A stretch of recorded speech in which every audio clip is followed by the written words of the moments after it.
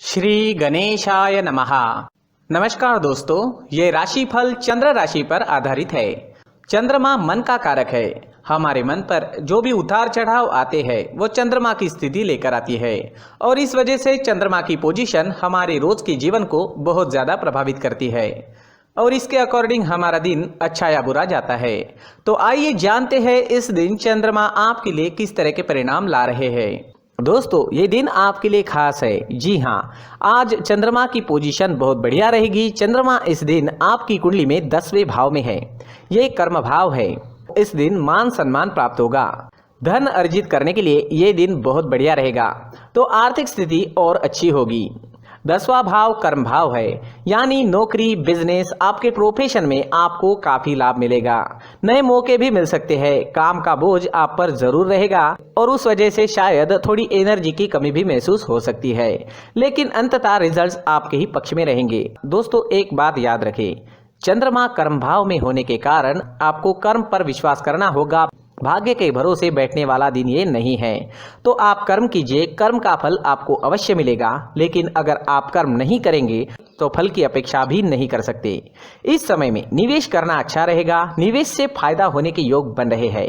कोई जोखिम भरा फैसला भी ले सकते हैं। ये समय आपके फेवर में है। सारी अड़चने व सारी परेशानियां जो आपको सता रही थी वो नहीं रहेगी। सारे काम आसानी से पूरे हो जाएंगे। सारे पेंडिंग काम पूरे करने के लिए ये समय काफी सही है। अगर कोई सरकारी काम रुका हुआ है तो उसे जल्द से जल्द पूरा करें, सफलता मिलेगी। नए दिन आपके जीवन में नए रास्ते खोल सकता है। आपकी तरक्की के नए रास्ते खुल सकते हैं। बस आपको सही दिशा में कर्म करना है और खुद पर विश्वास रखना है।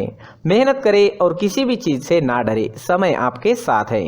दोस्तों, इस दिन पिता से सहयोग प्राप्त होगा। पैतृक संपत्ति से लाभ होने की संभावना है। घर में खुशी व एकता का माहौल रहेगा। धन अर्जित करने का ये सही समय है।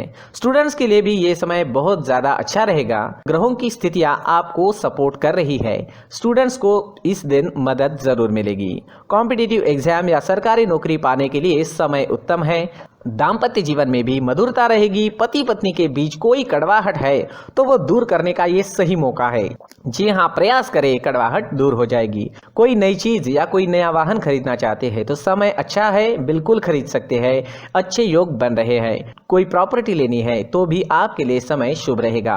कहीं घूमने या यात्रा पर जाने का सोच रहे हैं तो जा सकते हैं। यात्रा सफल रहेगी, शुभ रहेगी। आज आपको प्रेमी की तरफ से धन लाभ होने के संकेत है। जी हाँ, प्रेमी से भावनात्मक सहयोग भी इस समय में मिल सकता है। अविवाहित लोगों को अपनी शादी से जुड़े प्रस्ताव अपने माता पिता के सामने रखने हैं तो ये समय आपके लिए सही है। दोस्तों, इस दिन आपका स्वास्थ्य अच्छा रहेगा। थोड़ी बहुत कमर दर्द की शिकायत इस समय में आपको सता सकती है। स्वास्थ्य से जुड़ी समस्याएं आती भी है तो कोई छोटी मोटी समस्याएं आएगी, कोई बड़ी समस्या नहीं आएगी। तो कुल मिला के स्वास्थ्य के लिए ये दिन अच्छा ही रहेगा। इस दिन ब्लैक कलर का इस्तेमाल करना आपके लिए लकी साबित होगा और 8 नंबर इस दिन आपके लिए लकी रह सकता है। दोस्तों, ये राशिफल चंद्र राशि पर आधारित है। कभी कभी हमारी पर्सनल कुंडली में बाकी ग्रहों की पोजीशन कुछ इस तरह की होती है कि आपके राशिफल परिणाम में बदलाव दिख सकता है। इसलिए राशिफल को एक मार्गदर्शन के तौर पर लिया जाए तो ज्यादा अच्छा रहेगा। दोस्तों, सभी राशि के लोगों के लिए जीवन में आगे बढ़ने के लिए कुछ जरूरी बातें वीडियो में आगे बताई गई है, तो वीडियो आगे जरूर देखें। नमस्कार दोस्तों, व्यक्ति को अपने जीवन में सफल होने के लिए मेहनत के साथ साथ भाग्य का साथ होना भी बहुत ही आवश्यक होता है। अगर व्यक्ति का भाग्य उसका साथ देता है तो कम मेहनत में ही अधिक सफलता प्राप्त होती है। परंतु कई बार ऐसा देखा गया है कि व्यक्ति के जीवन में कई ऐसी घटनाएं घटित होती है जिसकी वजह से उसको बहुत सारी परेशानियों का सामना करना पड़ता है और इस स्थिति में व्यक्ति को बिल्कुल भी समझ नहीं आता कि ऐसा क्यों हो रहा है।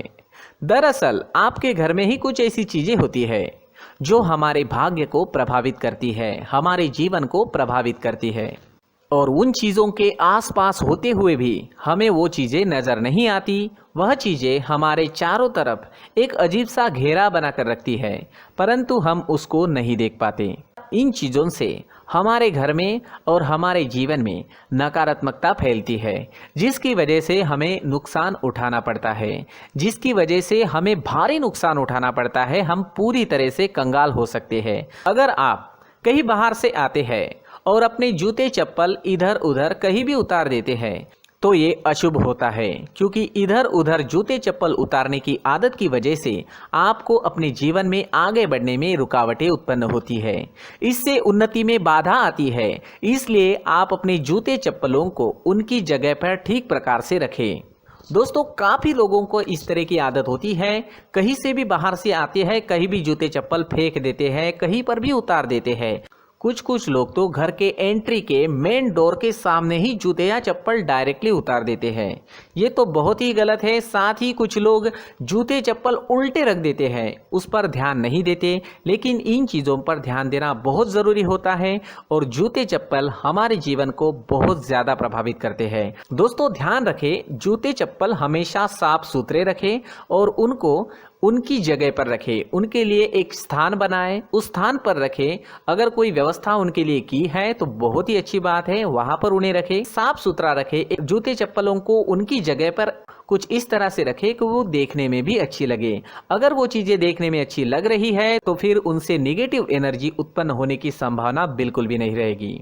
तो दोस्तों, इस बात का ध्यान ज़रूर रखें। साथ ही दोस्तों, एक और बात है जिस पर आपको ध्यान देना बहुत ज़रूरी होता है। हमारे घर के छत के ऊपर जिन चीज़ों का हमें काम नहीं होता है उन्हें हम घर के छत के ऊपर रख देते हैं।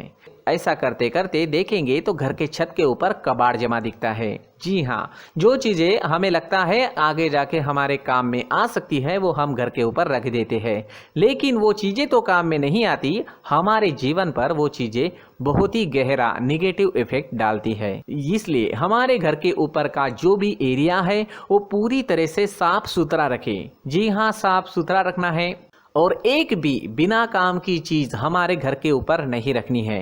दोस्तों, नहीं तो हम जीवन में मेहनत करते ही रहेंगे और हम जितना पा सकते हैं उतना नहीं पा सकेंगे, क्योंकि ये चीजें हमें कहीं ना कहीं हमारे जीवन में पीछे रखेगी।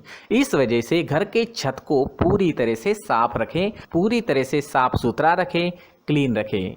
साथ ही दोस्तों, हम हमेशा देखते हैं घर के ऊपर जाने के लिए जो सीढ़ियां हैं, उन सीढ़ियों के नीचे जो जगह होती है वहां पर सामान हमेशा रख दिया जाता है।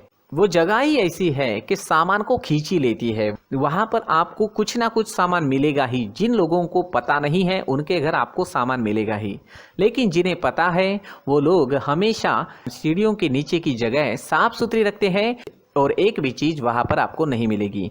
क्योंकि अगर हम सीढ़ियों के नीचे सामान रखते हैं तो हमारी उन्नति होना बहुत ही मुश्किल है।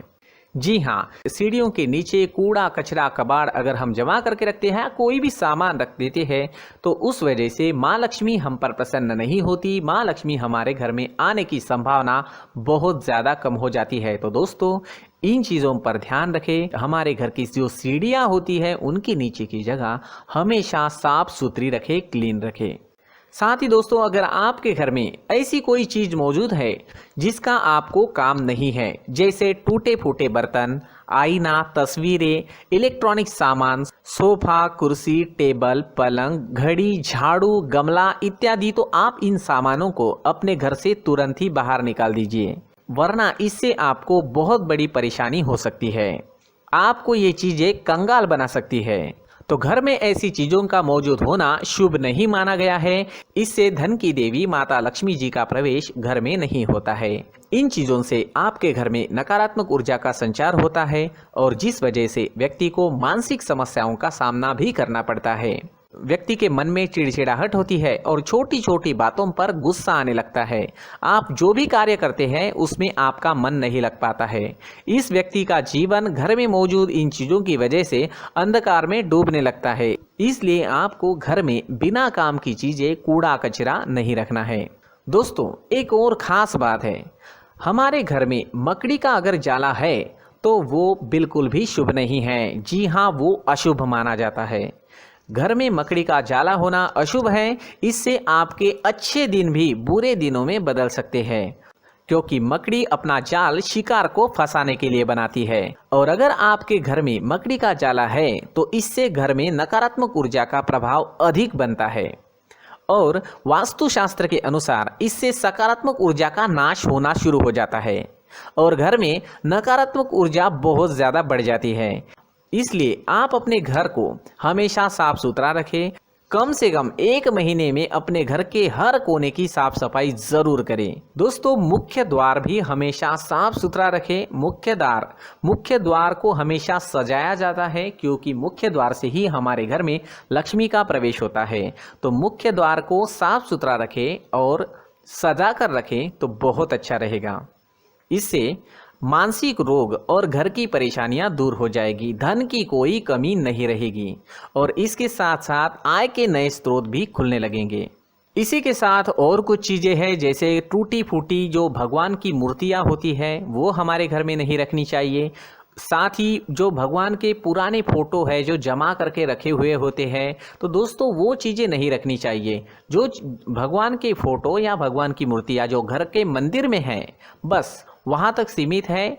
अगर आपके घर के शोकेस में भी वो मूर्तियाँ रखी है, कुछ फोटो रखे थे, उन्हें भी साफ करते रहना चाहिए।